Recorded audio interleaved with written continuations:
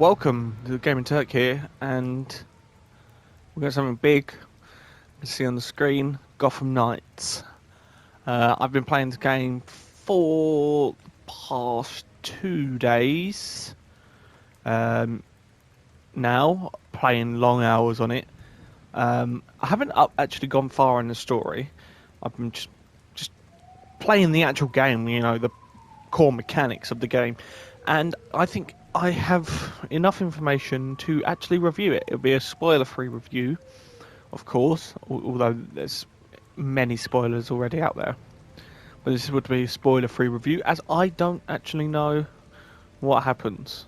Scratch that, I do know what happens, but I don't know what happens throughout the story. I know what happens at the end. That got spoiled on day one for me. But yeah, I'm going to talk about what I think of the game, what I rate the game out of 10, how I think the combat is, all the little game mechanics. I'm going to do that while there's while playing the game. I'll be talking all through it. So I think we should just get into it. And I think the first area we're going to check out is the actual Belfry, which is your HQ. And we're going to take a look at the individual characters, the UI, and all of that. I'm going to talk about the controversy behind Gotham Knights and what's going on with all of that. As you can see, this is the main menu. So you've got continue game, new game, options, social. So social is like where you can just jump in with your mates if he's already on. Obviously, your options. Nice option menus. New game and continue game. I think there should be a new game plus being added. I haven't heard of it, but I think all games should have a new game plus. We've got a multiplayer, we got a quick match, and then we got host heroic assault, which is an event that's coming soon. So they're still workshopping that, and then obviously we've got the credits. I think so obviously credits. And then up there is our four main characters. We have Red Hood, Robin, Batgirl, and Nightwing. And I'll go through each individual characters throughout the video. It's safe to say I'm torn between my favourite, and I'll tell you my favourite later. So stay tuned, and let's get straight into this. This is the Belfry. The Belfry is your HQ that you play as, and you think it might be, oh, where's the Batcave, and why we're not using the Batcave? Even if Batman's dead, why are we not using the Batcave? And that's a core story element, which I won't go into detail. As you can tell, there's no voice right now.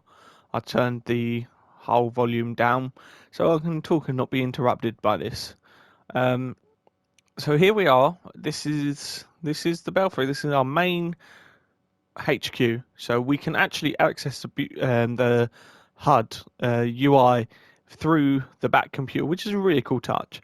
But we can also do that by pressing and holding this button here. This is the mini menu. Well, mini UI. This is I'm going to call it the to-do list, really. So these are all the things you need to do. As you can see Harley Quinn there. Harley Quinn's in the game. We'll talk about some of the boss battles and some of the villains as well. But sorry, I need to breathe. So this is where you'll see your main mission, side missions, side activities, current crimes. So these are crimes that when I go out onto the streets, as you can see, these are crimes that I can go and do straight away. We got contracts. For example, this one says interrogate criminals, stop premeditated crimes. So we've got to work with Detective Montoya to make Gotham City safe. Lucius Fox help him research state-of-the-art equipment by crafting new gear. So we just go see him and we get new gear. So then you've got your basic training, so all sorts of training like that. You also can access training in the training room over here. So over there, you walk over to this little post here, and you can go to the training area, which is really good. We're jumping real quick. I have done all the training, so let's just jump in interrogation. We actually get to see Batman. This isn't any spoiler content. His voice, the voice actor for Batman is brilliant. I love his look in this game. Batman looks sick. All right, this is Batman. So this is the training area. I think it's, for example, there we go. We can actually get into some of the combat, but is where you would do your training. You can see this is not the stock Nightwing suit. This is my own suit. Not my own suit, but this is a suit I've chosen. I think he looks good. I'm actually going to change the cowl because the cowl looks ridiculous. Give me 2 seconds. Can't do it. Anyway, this is what you see when you go out on patrol in terms of what we got in the bottom left corner, the bottom right corner, and the top left corner. If we were to click the hold to open training thing, the button, that big button, our to-do list would come up to the side, and it would tell us we can hold it down for the back computer. If I hold this down, exit training area. Okay, so this is where the Knights live, all 4 of them. They work out of this area. You can actually go around and look at them. We got Robin and Red Hood, Barbara Gordon, and Alfred. Alfred is a big part of the game. He runs operations at the Belfry. This is the Bat Cycle. We use the Bat Cycle for traversal. Each knight has their own traversal, specific traversal. For example, Batgirl has a glide. Nightwing has a glider, which is just basically a Fortnite glider. Robin has a short range teleporter, and Jason has Mystical Leap. I'll go into their own characters soon, but they all have grapple abilities as well. So with all characters, you have the ability to grapple up a building, grapple onto a building, grapple to a building. Grapple. I have to say the grappling in this game is really good, on point. It's the one thing with the Arkham series, you can clearly see that there's inspiration taken from there. And the Spider-Man Miles Morales with the enemy types, you can clearly see this inspiration taken. But the grapple for in the Batman games is R1. The grapple in this one is L1. So it's a bit for the first hour, you're like, oh crap, I keep pressing the wrong button, especially if you're coming from those games. But you'll get used to it, and it's still, it doesn't take away from the gameplay whatsoever. Belfry is actually massive. I haven't actually looked around at the surrounding area. I've looked around all here. I've been all around here, but I haven't actually looked if, for example, that's one clock tower face and that's the other. It's massive. You got a mini game up here, but I haven't played that. I'm not going to. And literally little Easter eggs here and there. For example, Flying Graysons. Little Easter eggs here and there. Wheelchair for Barbara. And it's just your home. This is your base of operations. You come here, do some leads, evidence board, all that. This is where you do it. And I think one thing I really didn't like about the Arkham games, excluding Arkham Origins, is that you had nowhere to go. You had no Batcave. You had no base of operation to go and end the night and then continue the night. And the thing is, those games take place in one night. So all you see in those games is over one night individually. So there's 4 games, 4 nights. So out of Batman's entire career, you only see 4 nights of his career. Where this game is completely different. currently is daytime. You don't get to go out at daytime, which I'm fine with. But when you want to start a patrol or a nightly thing, you go to the door and it says exit Belfry. Exit Belfry and start tonight's patrol. If I didn't want to do it, I didn't have to. And you can go, which I think is brilliant. It gives the player the ability to role play a bit and actually feel like, oh, I'm Nightwing, I've got to go do some investigating back at the Belfry, or the mission requires me to go back to the Belfry. Great. You know what? I feel like doing a patrol and protecting the citizens of Gotham. Why don't I go out and do that? So I think that's brilliant. I honestly couldn't have anything bad to say about that. How about we jump out with... Let's go with Nightwing. We'll jump out with Nightwing and we'll take a look at the city.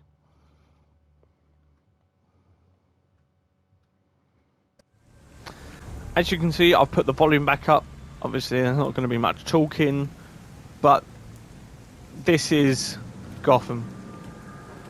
It's phenomenal. It looks fantastic. I love the low-level fog, especially around the neons. You know, making that... It looks fucking brilliant. How about I get...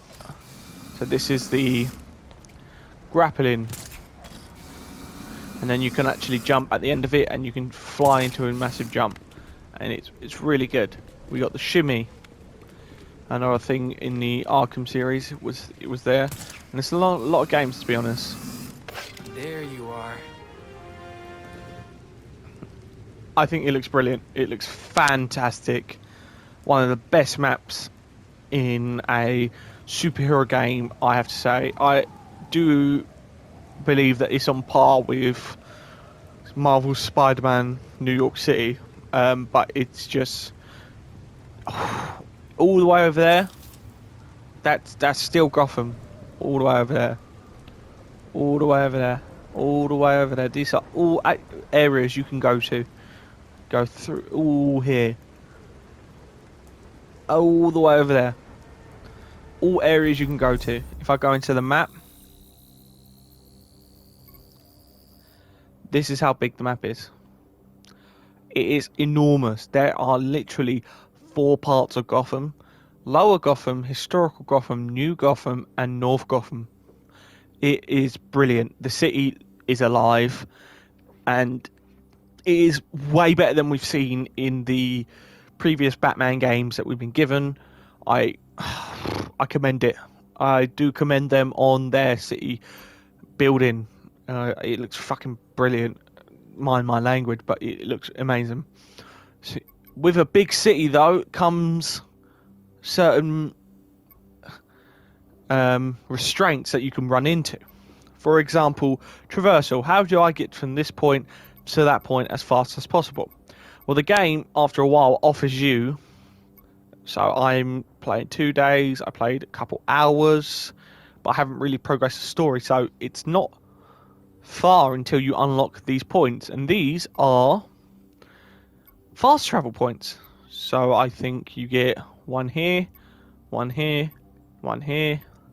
There's one there, one here, one here, one here, and one here. So that's 2, 4, 6, 8 points throughout Gotham, all spread around. Which, and with the PS5, it loads instantaneously. For example, let's go. Ready? Bang. Fast travel like that. And this is the thing we're using for fast travel. It's like a jetpack, basically. And then once it disappears. Bit clunky, that. Don't like that as much. That's the same as the bat cycle. Once you stop using it, it just disappears. Yeah, you can just say, oh, it's cloaking tech, but I think Arkham Knight did it well with the Batmobile. The Batmobile coming around the corner and you actually seeing it not just appear in front of you. I think that was a bit cheap, and I do not like that. So that's a negative, you could say. But yeah, fast travel is like that, and I'm all the way over here. other traversal. So you have a sprint button, which is brilliant. The jumping mechanics in the game are awesome. And as a beginner, this is how you travel. You don't get, except for the back cycle. For example, if you wanted to travel on foot, this is how you're going to do it. You're going to be zipping around. And I do have to say, there's speed to this. You know, especially if you start comboing up these different moves to get to where you need to go as fast as possible. You can really zip around the city and look sick while doing it. Like this level kind of parkour is what I've been wanting. You don't really get that in the Arkham games. You get some, but the buildings aren't how they're laid out in the Arkham games. It's not. You don't have the ability to do that. And you can see we actually have a working city this time round. There are people in it. There is public transport. There are cars driving around. Parked cars. It isn't flooded. For example, there. Welcome to Gotham, Nightwing. Yep. We got actual people What do you mean? waiting You for the know bus. Batman? Of course I know Batman. What's wrong with you? It's not flooded to the point like in Marvel's Avengers where there's people everywhere, cars everywhere. Because obviously Gotham City is not a dead city, but it's a less populated city. Because everyone wants to leave Gotham because of the crime. And I think they nailed the balance perfectly. Yes, one or two cars more would have been nice up in the cars, but the people is nowhere near a dead city. You find people everywhere. There's people there. If I look around, there's people in the bus. Let's go down the street, we'll find more people. Oh, there's a bus. Oh, we've got some police officers patrolling. You know, it's nowhere near a dead city as I've seen. It's got a lot of hate, actually, this game, and I'll go into it a little bit more, but I don't see what a lot of these people's points are. I don't see a lot of the criticisms that the game has. I mean, look at it. It looks phenomenal. The suit. There are different suits, and I'll go into it. But the suits look phenomenal. The rain, you know, I think the best way to show this, if I go into photo mode, you can see that Nightwing is covered in rain. You can see there is rain dropping down his head. You can see that his suit is covered in rain. You can see all of this. The detail is phenomenal. You know, you can see all the. Oh, sorry, I'm working at these people. They're not designed as blank faces. You know, they all have their own kind of looks and different styles. You know, you can see the brickwork. It's not just clumped together, you know, oh, no one's going to look at the brickwork and, you know, no one's going to notice kind of thing. It's a beautiful city, and I have to commend the team at WB Montreal for what they've done here. I think it's brilliant, and I think it's phenomenal. Now, other different terms of traversal. So we get to the first one first. That is the bat cycle, and this is how it turns up. You literally press up on the D-pad and it turns up. Yes, it's a little bit better than the fast travel, but that's ridiculous.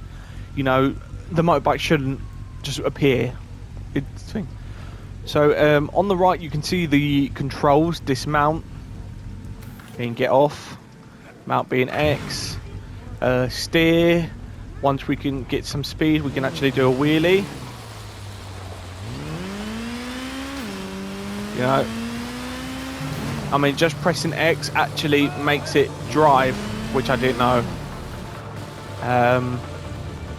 You got the eject, and then the bike will disappear. Then we got the brake drift and reverse control, and the accelerate. And you can also do ranged attacks. On the bike. In videos and live streams, it doesn't look fast, but it definitely does feel fast. You know, being able to do that around Gotham City is awesome. There are times where you're like, oh, is this all it goes? But then you realise, well, I'm actually going really fast. Those times are usually when you're doing a wheelie. It's not, it does slow it down, for example. But yeah, I think how they've done the bat cycle is definitely a win in my book. I just hate how it turns out. I think it's a bit cheap. But let's get into another form of traversal. Let me do. If anyone sees you, you won't get a chance to plant the files. I'm on it. So this is basically already done. I kind of forgot how to.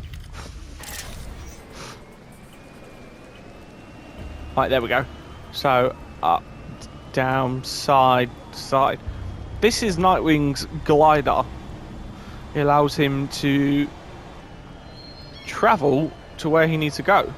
And when you actually just let him do it without putting input in, it's quite fast. And well, it's a decent speed. But I think the fastest one is the Mystical Leap by Red Hood. I can't show that because I don't have it unlocked. I have all the other three unlocked, except that one. But yes, each character has a traversal method like this. I'm not going to show them all off because I'll have to go back to the Belfry like 3 different times. But yeah, each character has a traversal method just like this. Do I like Nightwing's one? Yeah, I don't mind it. I think it's great. It actually is in the comics, he has this, so fine by me. The Batgirl one, brilliant, love it. The Robin one, no. Do not like it. Think it's a bit naff. You only get 7 seconds of teleportation time per go. Obviously you can do it consistently, consecutively and non-stop, but it doesn't work for me. And the Mystical Leap, my friend loves Red Hood. He absolutely despises it, says it's brilliant to use, hates the fact that it's in the game and wishes there would be a different type of traversal for Red Hood, but can live with it.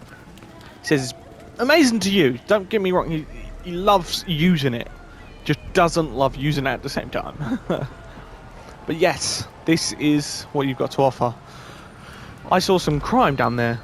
If you can obviously scan the area and find crime, and this is crime that just happens throughout the city. You can find this every single night. It's not like these crimes where these are individual crimes. You know, you've got to go and find this crime scene, do it, and then once you've done it, a new crime scene will come, but that'll be the next night.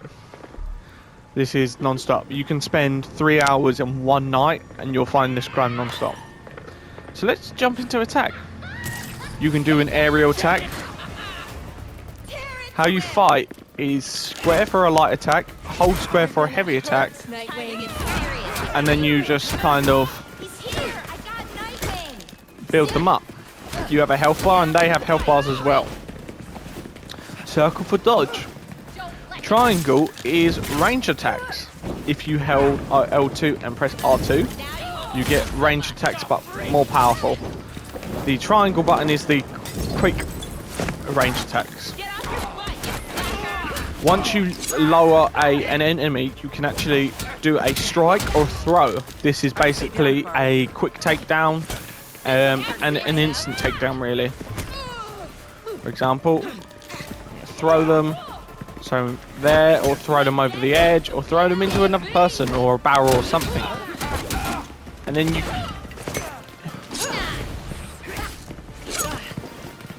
you can see, lot of dodging. There is no counter button like in the Arkham series, so that's all you've got is dodging.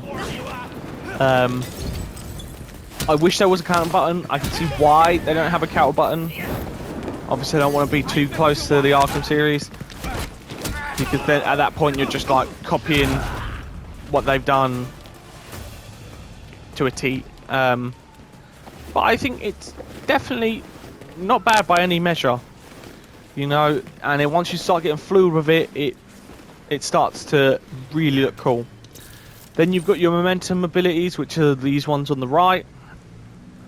For example, I've got a shotgun blast, dart, a whatever that is, and then a leap. And that's Nightwing, really. You've got your heal button, and I think it's very enjoyable to play. I think it's brilliant. Honestly, I'll get into the criticisms in a bit, but I think how they've done it is brilliant. Nothing you said. I'll jump into the criticisms, of course. I'm not going to sit here and blow smoke up anyone's asses. How does gear work? So, gear is an important thing in this game. Your shoots, melee and range. That's what you get blueprints to make gear. So, for example, this gear, the power level is 410. Like I've said, I haven't played largely... I haven't gone into this story quite a bit. I'm still very new. As you can see, it's only level 16 gear. It's new gear. The average for level 15 gear is around this, right? Level 15, level 13, you know, level 3s are getting in 20s. So why is that so high? And I'll tell you why. Mods. Mods have little things like this. For example, this one says concussive reinforcer. So this gives you elemental resistance, fire, for example, 11 more health, and 150 more power. So that increases your power level, which in turn makes your current suit or loadout way better. You have two sets, so you've got your suits. That looks sick, but this is the current one I'm using. You've got your base suits. This is your standard suit. So you've got your shoots. You've got your melees, your different types of sticks. Then you got your ranged, your different types of darts. The appearance don't really change for them, but as you can see, different darts. So if I pick this dart, I know that this one is better because it has higher level, higher power, higher damage. Whereas this one has critical chance and critical damage higher, but this one really sucks in that department. So it's about kitting yourself out with the best possible equipment you got. If you've got level 36 gear, it's going to be hard for you. It ain't going to be the easiest game to play, but it's not. I've 100% said this wrong. Your gear doesn't affect the gameplay. It helps you boost, and you do notice a little boost from it, feeling more powerful and feeling how enemies fall a little bit faster. To prove this, I will prove this. Over there is some enemies. I'm going to zip all the way over there.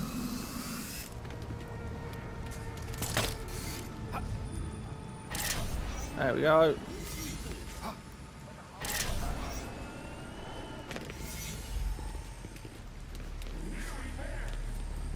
So you saw enemies, me fighting the enemies before. So I am going to go and pick the lowest suit I got, which is the stock suit. This has reduced my health. You saw I took damage. Right, yes, I'm going to be a bit weaker, and my damage isn't going to be as much, but it does not mean I cannot defend myself against these enemies. It's going to be a little bit more of a grind. It'll take a little bit longer. There is no means to say, oh, you need the gear to play.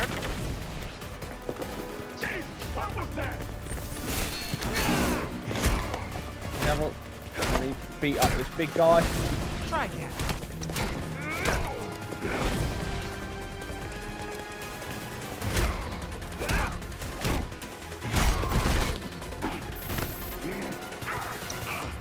Tell me what I need to know.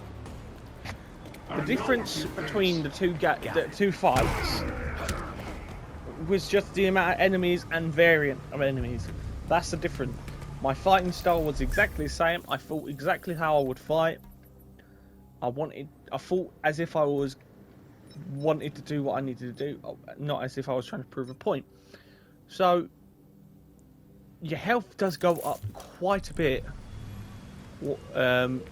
when you wear these suits. I am less likely to die in this suit than I am the other suit. But other than that, the gear doesn't affect gameplay, which I do like. I don't feel people should have to. If people don't want to hunt around for good gear and go through the faff of changing their gear and all the styles of gear. For example, if I go into gear, I can change the styles of this one. I've got different color palettes. All here, I've got different options. You get 3 options. Every suit gets 3 options. You know, if I didn't want to faff around with all this, I don't have to. But that's the thing. I do love the fact that you get that option to faff around or not. Which, for me, customization of characters is vital. I must have customization. If I can, especially if I can see the third, if it's a third person view, and I can see my character, I must have customization. I think it can really affect my own mood to play the game, you know, and my view on the game. If something looks disgusting and ugly, trust me, you'll hear me moaning about it. And I have gotten, there was 1 minute, I'll show you the suit that I absolutely hate. This suit, I think it just looks weird and it doesn't look nice. This one looks better than that, but this one just makes him look like Red Hood. So yeah, all the suits look brilliant. All the suits are playing all the suits. But yeah, that is gear in a nutshell, and that works across the board. And again, jump back to here, mods. If I select this mod for it, it's gonna have 163 power and 14 health more than if I selected this mod, which will have 54 power and 15 health.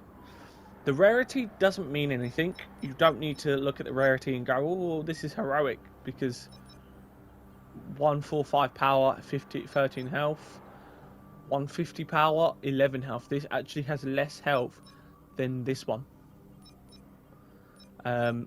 Obviously some are increased health.